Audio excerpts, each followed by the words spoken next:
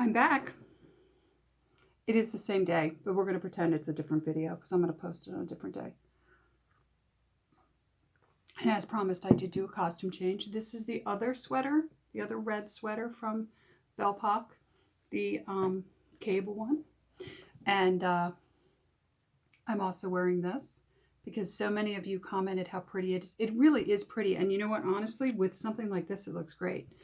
And then these earrings, which I'm going to go a little closer because I got these from Redbird. These are one of my favorites that I got from Redbird, and I didn't think I got a really good shot of them, but I don't know if you guys can see. They're actually like orchids with little like cubic zirconias or diamonique or whatever you want to call them in there, and I thought they were so pretty, and they're actually made out of shell, so they're like a perfect like tiki summer kind of earring, so I really like them. They're going to go nice with the Hawaiian shirt, and I'm hoping this snood doesn't like pop off halfway through because it's feels like it's coming loose because I had to put it really far behind the combs, and it's kind of not wanting to stay on. So we'll see.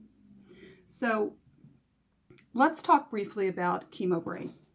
So as I said in my other video, as of February, I always count Valentine's Day because Valentine's Day, I think I was in remission by Valentine's Day, but I didn't go to the doctors until the 27th. So I didn't find out I was in remission until the last day of the month, or just about the last day of the month. But I always think like that's my Valentine's Day, is I found out I was in remission, that my cancer was in remission. And it'll be 6 years this year. Now, all during chemo, I was having issues. I had a lot of issues, not just with my brain, but generally speaking, I was getting that brain fog that they call chemo brain. And I was getting like, I would be really forgetful about stuff. And not just like I walked in the kitchen and I forgot what I came in the kitchen for, like not being able to remember the name of one of my employees. I worked during all my chemo, by the way, because, I like to suffer apparently. But I worked all through my chemo. And then after I was done chemo, when they decided they were going to do the stem cell transplant, by the way, I donated my own stem cells to myself. They were my own stem cells, and I donated them to myself. The type of cancer I had was multiple myeloma, and one of the ways that they treat that is with stem cell. And they actually think stem cell therapy may cure it, but they haven't had enough time to really decide that. So I donated my stem cells to myself. All right, so after that, they put me in the hospital in isolation for, it was supposed to be a month. I didn't end up staying. I only stayed there for 12 days. So that was good because I was doing really well. But when you go in there, they give you this chemo that, ironically, the nurse that gave it to me called it death chemo because they come in every 2 hours and make sure you're alive, basically, after they give you this chemo. So they gave me the death chemo. And by the way, quick story here. I'm still not 100% sure that I didn't approach the veil, as they say, because I remember at one point, kind of the middle of the night, and she had come in to check my vitals, I guess, and she told me she would be coming in and that, I could sleep through it. She just needed to look at the machines, and she was waking me up. And she was saying, come on, honey, you got to wake up. You got to wake up. You got to wake up. And it was really weird because I was dreaming that I was underwater. And it sounded like someone talking to you when you're in the swimming pool. And so I've often wondered if I got close, like real close. And so, hey, again, I'm thankful for every day because of that. Even my bad days, I'm still here. Every day above ground's a good day, right? So back to the chemo brain. So I was still experiencing this for really like a year afterwards. In fact, I did something really stupid. I went out and got a job right away. As soon as I was in remission, I had a job like that June. And these people were trying to train me at this new job, and I could not retain anything. And to this day, I think it was the chemo brain, because they would tell me something and I would forget it like 2 minutes after they showed me.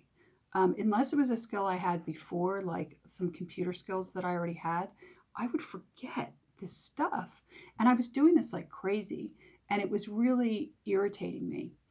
Then I ended up getting another job, and things were getting a little bit better. And, I had worked at this place before, so I kind of knew their system, so I didn't have as much to train on. So it was easier. But I've noticed going forward from that time, in the last 6 years, I still have a lot of forgetfulness. And the thing that bothers me about this is my mother had Alzheimer's, and eventually she died because your body forgets how to breathe. And I do not want to be, I don't want to end up like her. That's not how I want my last days on earth to be. And so I started to really look into a lot of different things about this. And there's lots of theories. I mean, the best theory I can see is just the chemo is basically a form of poison. They're poisoning you to try and kill the cancer. But at the same time, they're killing off all the good cells in your body too, including your brain cells. So I still have a lot of forgetfulness. I still lose my train of thought. Like, remember the other day, I couldn't remember the word for Velcro. That stuff like that happens to me. I'm able to laugh at it a little bit more. Back in the beginning, it was really bothering me because that happened way too often and it was really bothersome. But I'm kind of okay with it now. And then when I work on things, like I'm working on this skirt and the last skirt, when things didn't turn out and I did things wrong, I don't worry about it so much because as I'm sewing, I'm starting to remember things that I've forgotten. And also, I feel like when you continue to learn, that's the best way to hedge your bets against Alzheimer's, is to keep learning. Because as you form new neural pathways by learning a language, by doing mathematics, by learning an art skill or a craft skill like sewing, you start to build new neural pathways.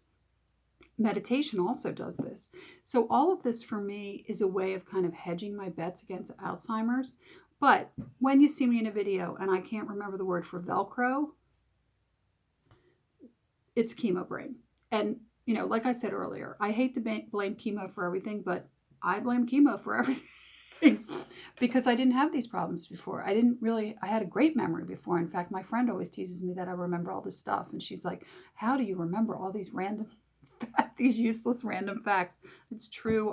I still remember useless random facts, but not as many as I used to.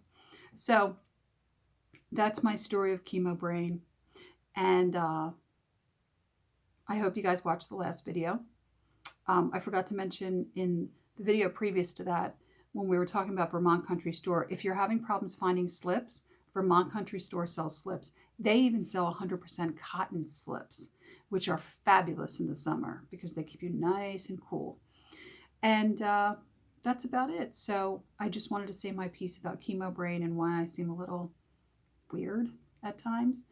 And if you like this video, like, subscribe, please comment. I'd love to talk to anybody who's had this similar experience with the chemo brain. It's always interesting to talk to other cancer patients, even if they didn't have the same cancer as me, because it's amazing how similar our stories are, even when we have completely different cancers. And even when we've had different treatments. Like, I didn't have radiation, but I've spoken to women who had radiation. They had very similar things happen to them that happened to me. So anyway, like, subscribe, ring the bell, and I will see you guys in the next video. Bye.